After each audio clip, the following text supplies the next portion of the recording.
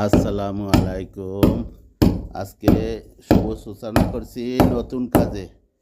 এই যে গুঁড়া পাথর মারবো, রাবিশ বাংলাদেশে কয় রাবিশ, আমরা তরতেশ মারবো। এই জালি মারতে আসি।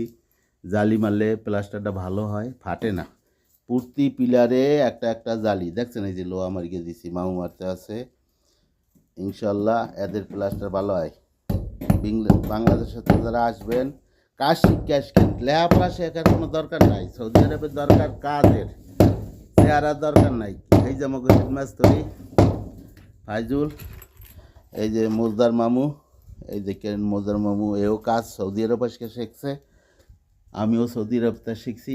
ও বাংলাদেশে করছিলা, ফাইজুল বাংলাদেশে করছিল।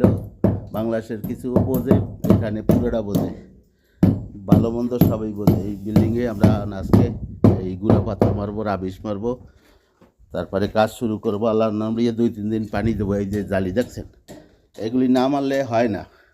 বাংলাদেশে অনেকে আছে এগুলি মারেও না, বোঝেও না, নাইও।